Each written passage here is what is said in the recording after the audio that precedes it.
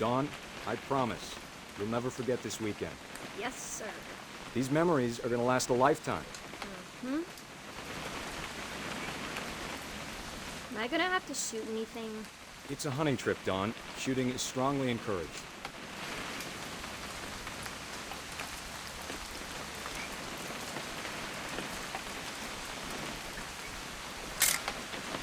Shouldn't we be leaving? Just want to get a shot of you, Dawn, then we can take off. I'm over here, Dad. Just need to get a shot of you, Dawn, then we can hit the road.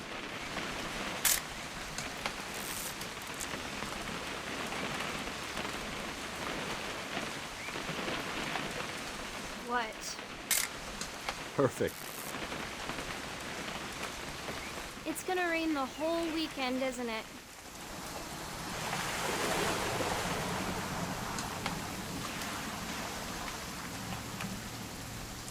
Please just take the damn picture. Hey, language.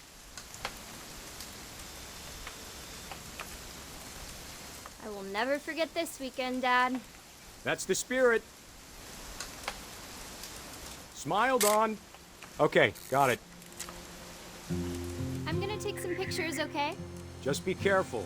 That camera's older than you are.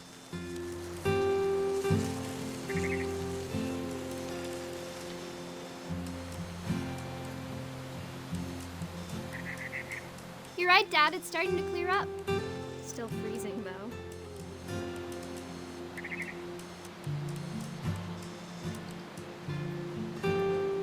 Definitely should not have drunk all that coffee. Hey! That's a keeper. Hold still while I take a picture of you. I'm just saying, I'm not always gonna be here, Dawn.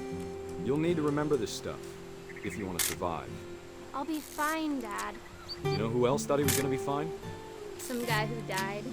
Dawn, I'm being serious. I know, Dad. You're always serious. Doesn't being out here make you want to chill out?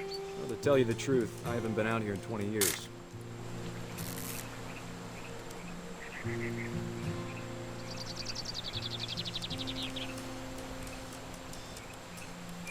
Last time I was with my brother Calvin. Man, that was a great trip. Your grandpa Sven taught us how to fish, how to build a fire. We found an old logging trail. There were deer everywhere. I bet, Dawn, don't you think you could find something more interesting to photograph? Give me a minute to check the map. You don't need to waste any more film on me, kiddo.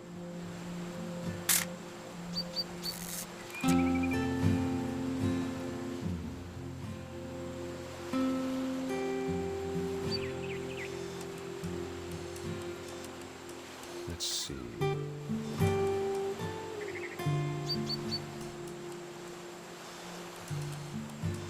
Maybe.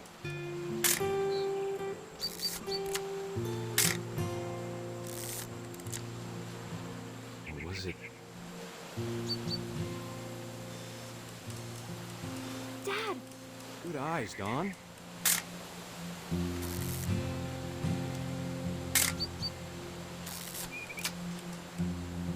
Before you take the shot, let me get a picture of you.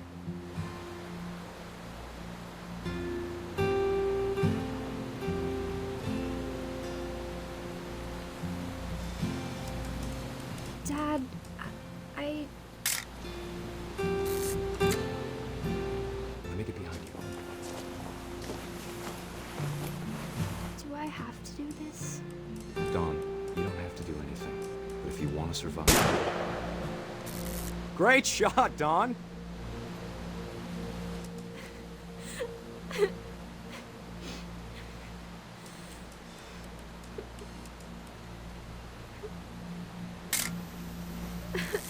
I'm proud of you, Dawn. Always remember that, okay?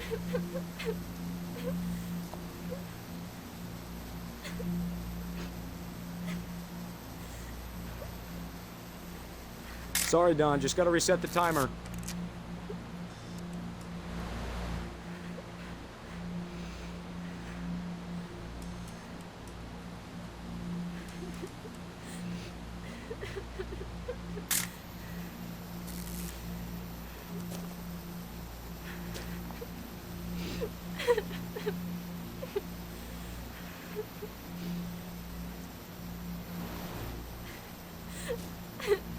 Hang on, kiddo. Just trying to get a shot of the two of us together.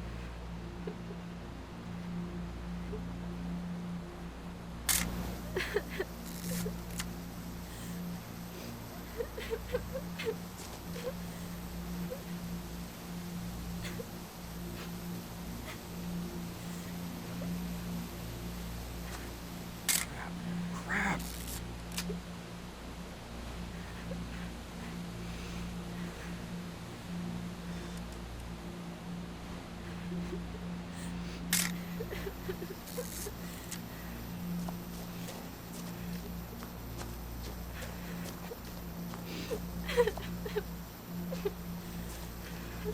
Dad, it's twitching. I think That's it's totally some- normal, Don. Just focus on the camera. Try not to think about— Dad!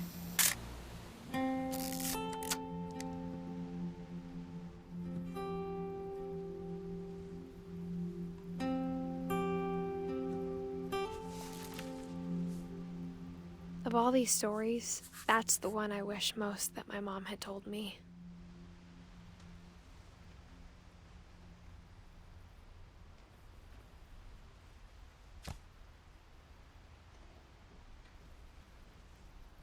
Sam spent his life shooting photos, but Mom said he got nervous being in front of the camera.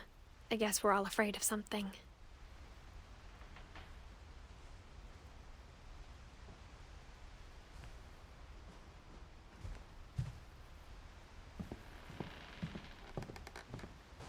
Instead of hiding from death, Sam seemed to go out of his way to meet it.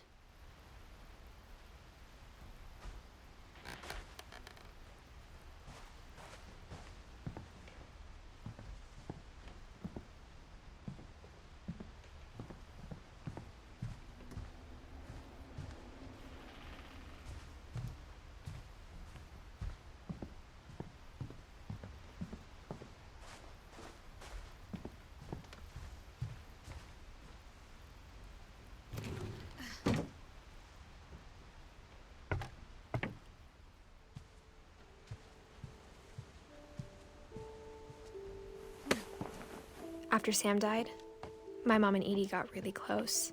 They'd both lost a lot.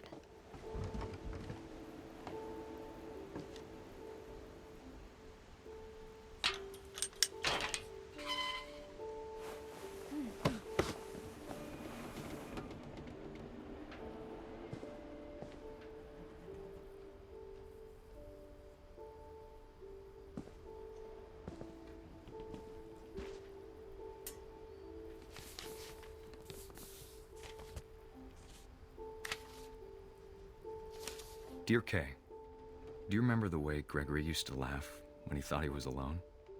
Like something funny was happening, but only he could see it.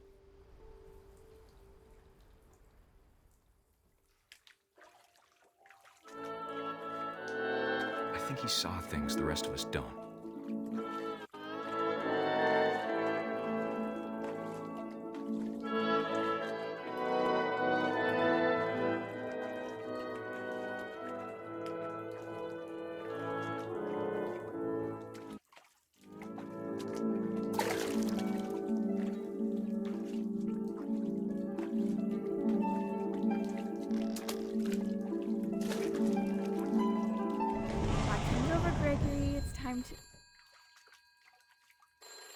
Hold on, sweetie. Hello? Sam, I told you I don't want to talk right now. I wonder what he saw.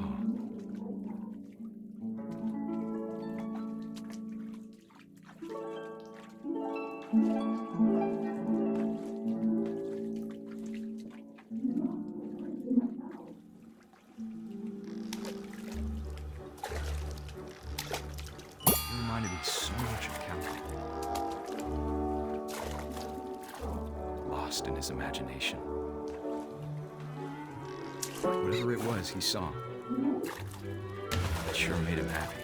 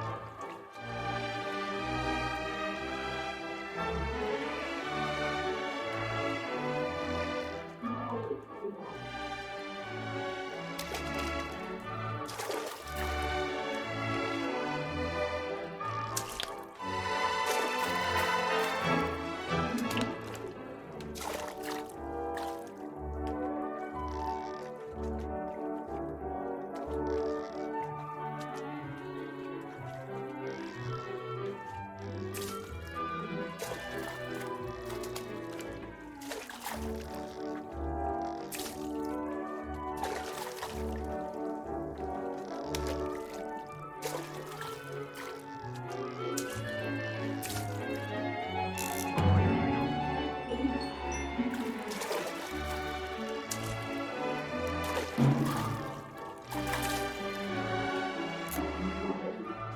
know how silly it sounds.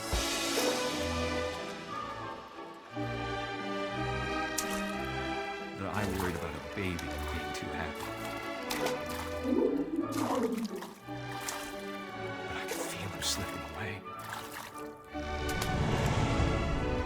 Sorry about that, Gregory. I know you did everything you could. Maybe if I hadn't called that night. Damn it. Hold on, I don't want Gregory to hear this.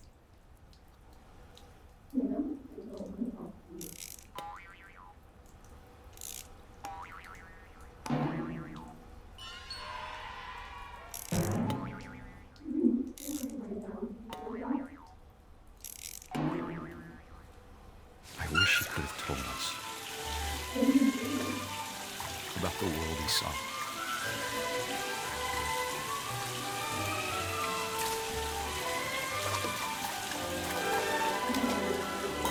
There's so much I don't understand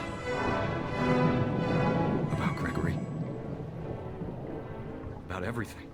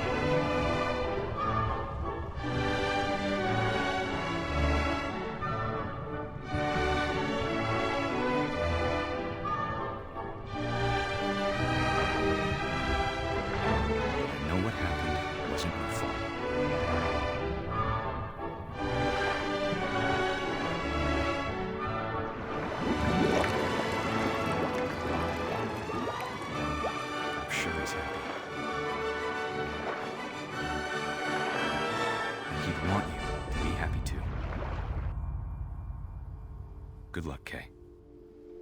Love, Sam.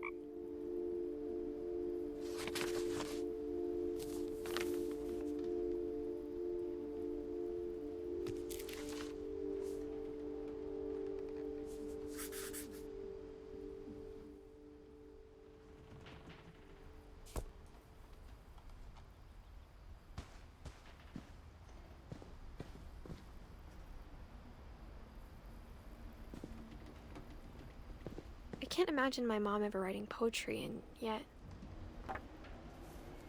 A poem for Gus, who always said the wedding was a bad idea. Our father never hit us kids, at least not very hard, before the day my brother said with teenage disregard that he'd be dead before he'd see a wedding in our yard.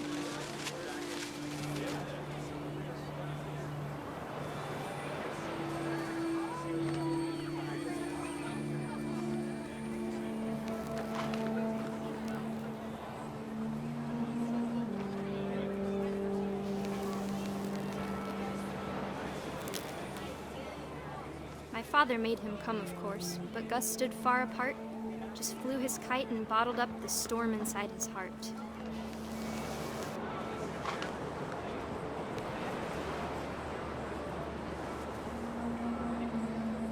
I tried to talk him out of it, but though he'd never met her, "We don't need a stepmom," were the words that I now pronounce you husband and wife. You may kiss the bride.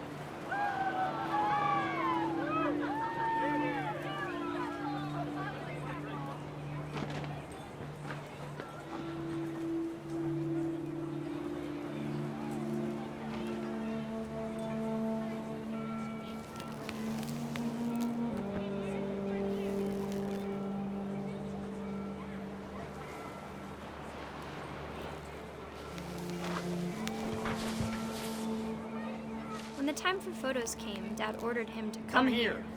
But Gus declined, and as a sign held up his middle finger.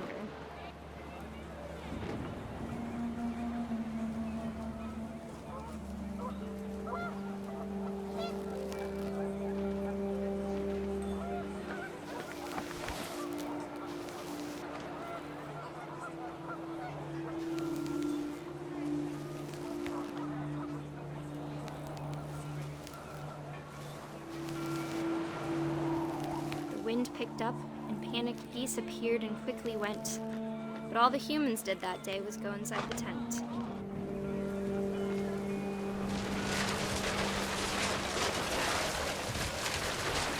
The rain came down in buckets then, but no one seemed afraid that nature might destroy the tent our dad had crudely made.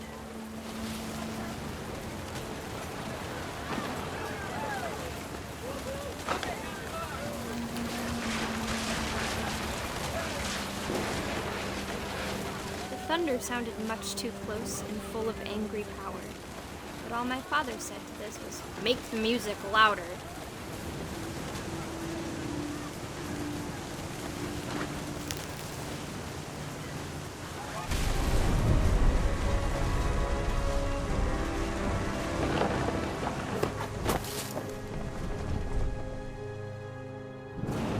I wish that I could truly say I thought about you on that day. Out there on the beach alone, just you, the wind, the sea, and foam. But I didn't, until we found you.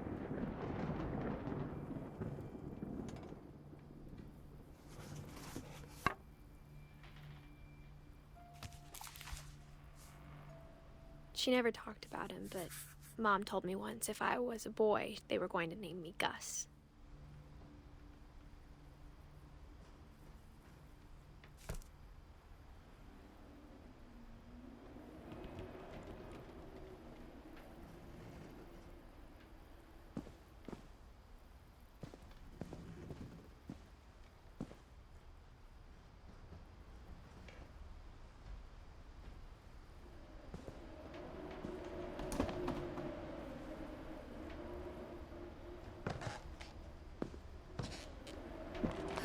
My mom moved up to the loft after her brothers died.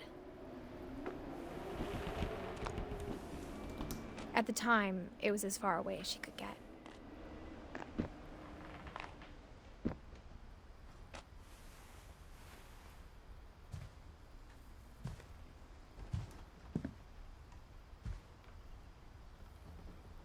She spent a summer building houses in Calcutta, where she met my dad, Sanjay.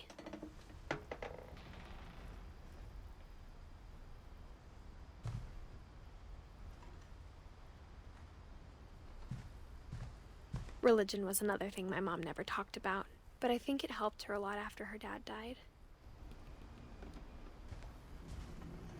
My mom moved to India a week after graduation and got a job teaching English. Lewis was born a year later.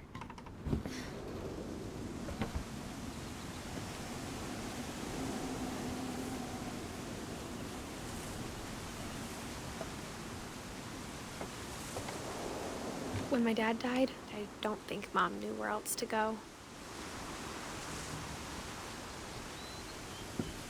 I'm sure Edie was happy to have her back.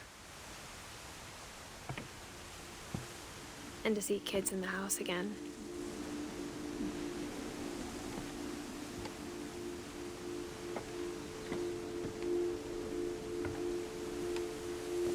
The house had to get a little bigger, but Edie was used to that.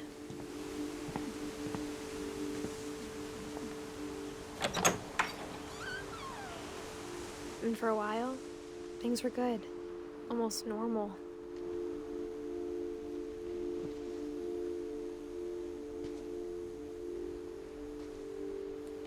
But it didn't last.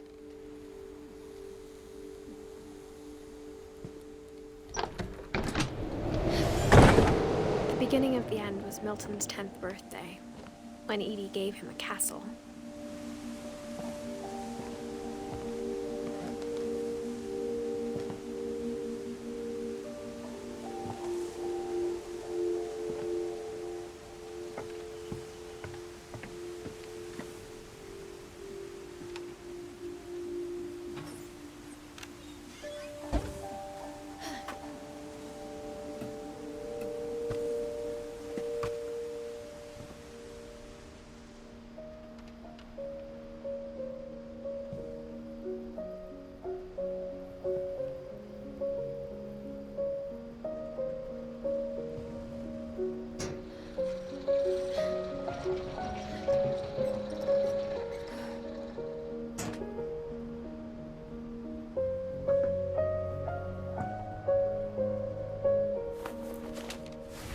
Milton Finch in The Magic Paintbrush.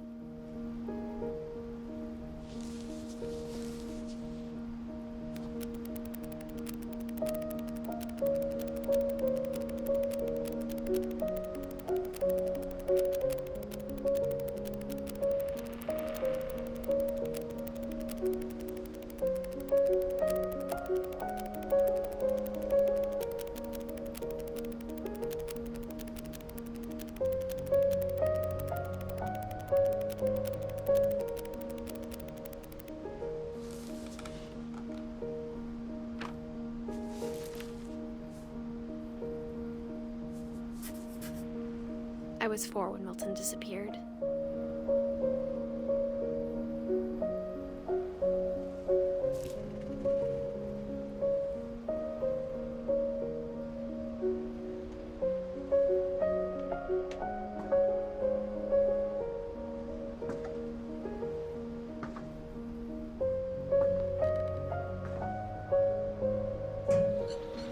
Mom spent months searching for my brother. Then she sealed the doors.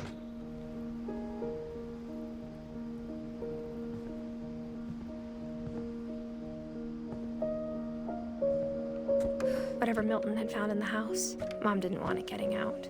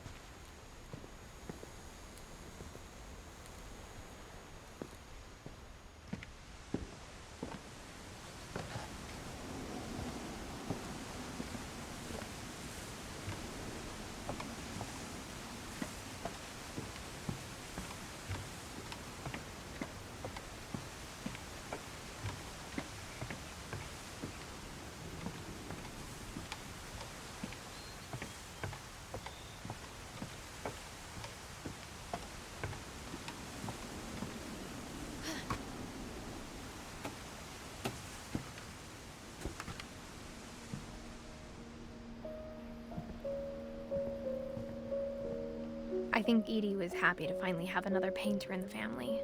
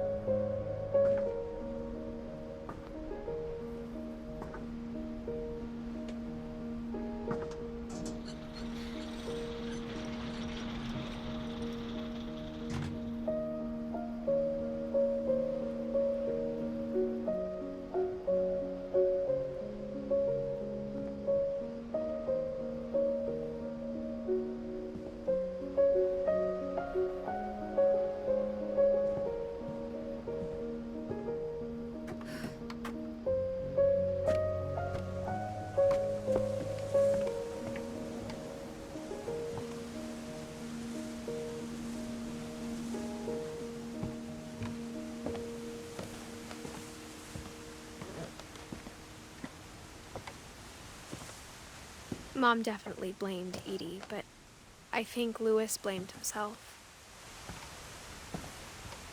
After he graduated, he just spent more and more time in his room, until Mom got him a job at the cannery.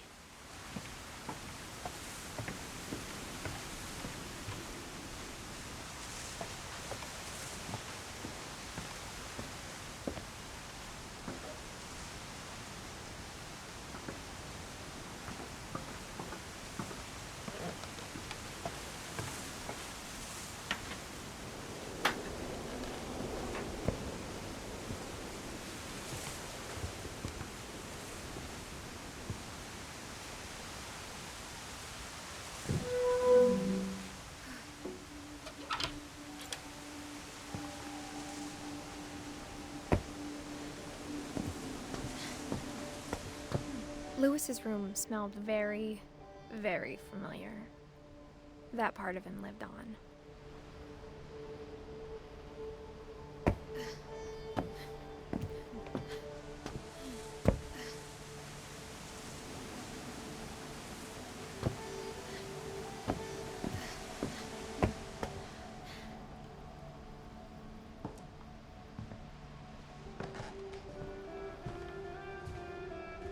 Louis and I spent a lot of time playing games together, but he was surprisingly bad at them. He died a lot.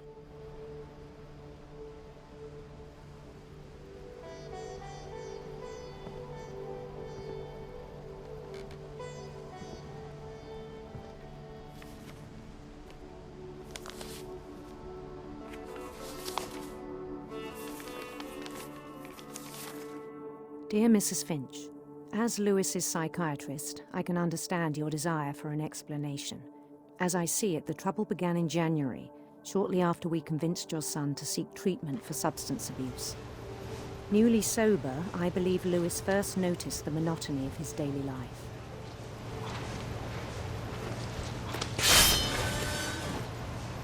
He kept working at the cannery, but he withdrew part of himself.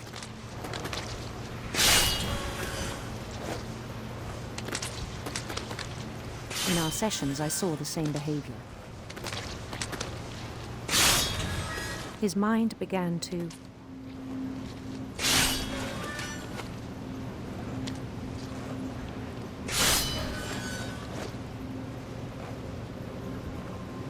wander.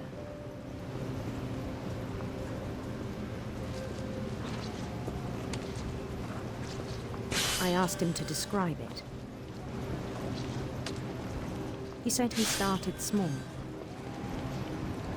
imagining a labyrinth. He'd feel his way about. Then something moved. Bats. And toads. And things that have not names. He knew it was all in his head.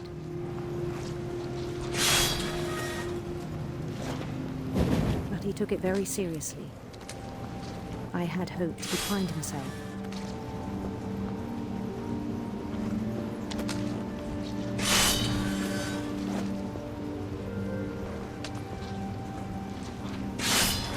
But he found something more.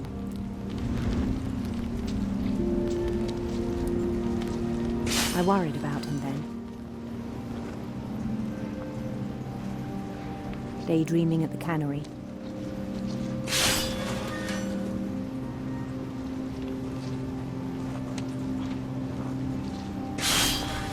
I spoke with his boss. But he said Lewis had become a model employee. Methodical, tireless, focused. Like a whole new Lewis. So I let him go on.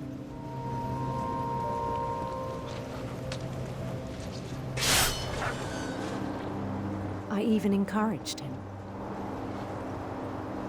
It seemed very promising at first. He told me he'd made a new friend.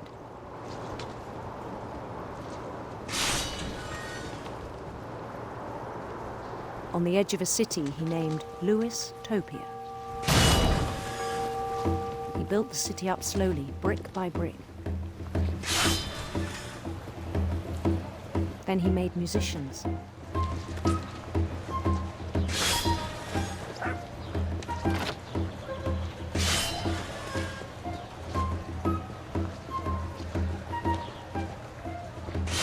And songs for them to play.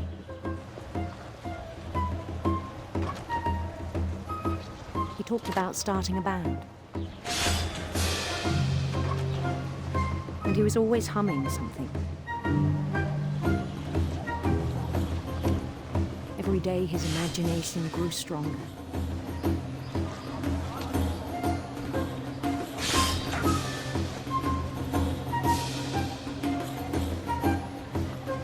He no longer spoke at the cannery. But his chopping was as reliable as ever. Then one day it struck him that all the cheering crowds, even the stones under his feet, were all in his imagination. So he could do whatever he wished.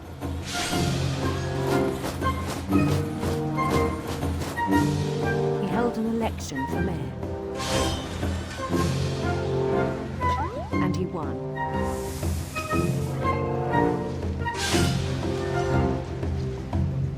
They begged him to stay, but his mind was already wandering. It became a game for him.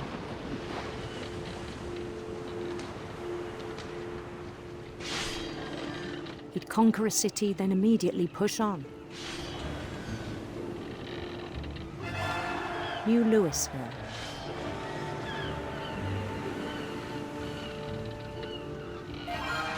St. Louis. He started drifting away from our reality.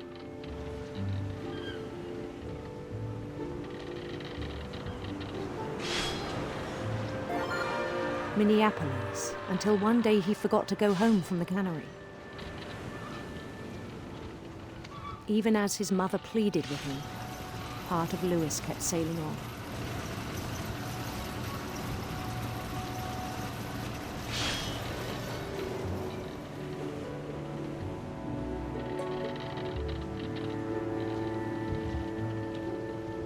In Louisburg, he heard rumors of a handsome queen.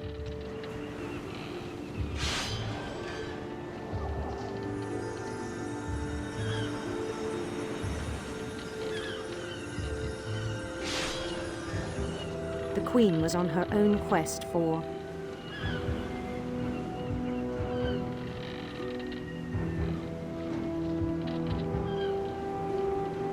radiant rainbows.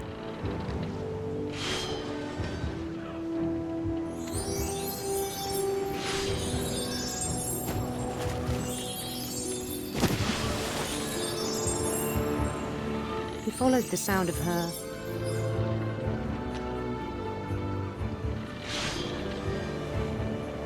silver harp.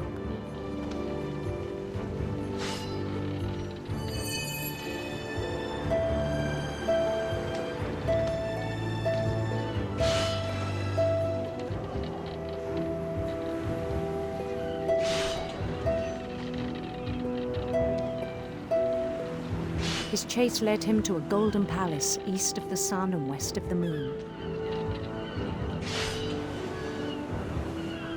Even then, his logic remained sound.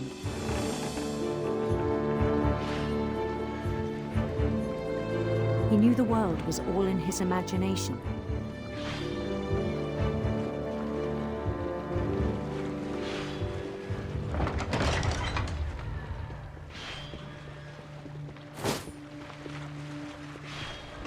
But he was so proud of having created it. In his own eyes, he'd become something greater than a king.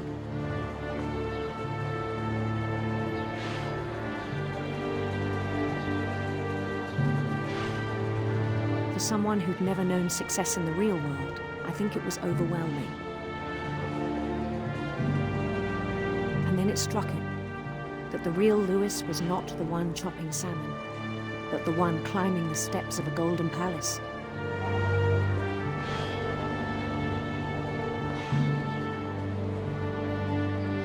My imagination is as real as my body, he told me. It was hard to argue with him.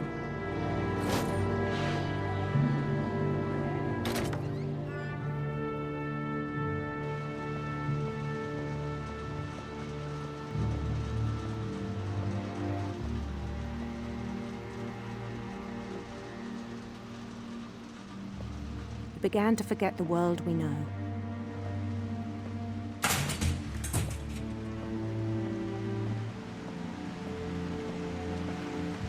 I think it pained him to remember Lewis, the cannery worker.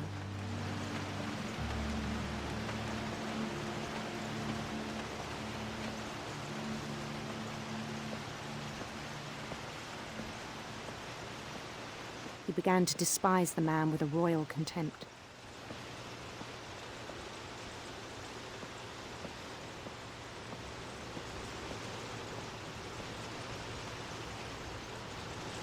I still thought I could save him.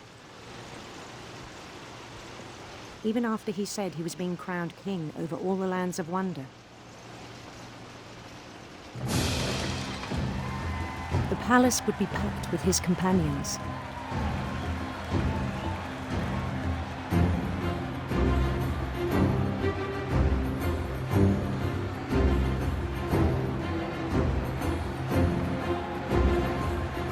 Including the wise Calico who'd insisted on advising him.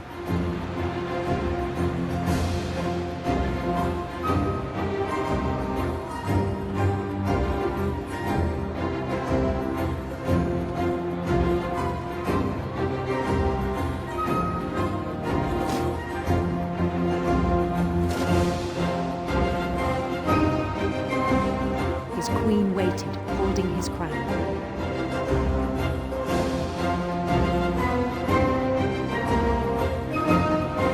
There was only one thing left to do.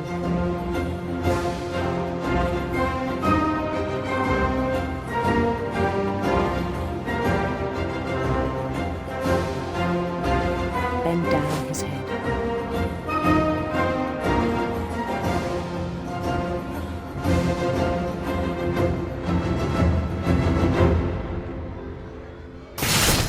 And the rest I think you know. Mrs. Finch, your son was a kind man who will be missed by all of us who knew him.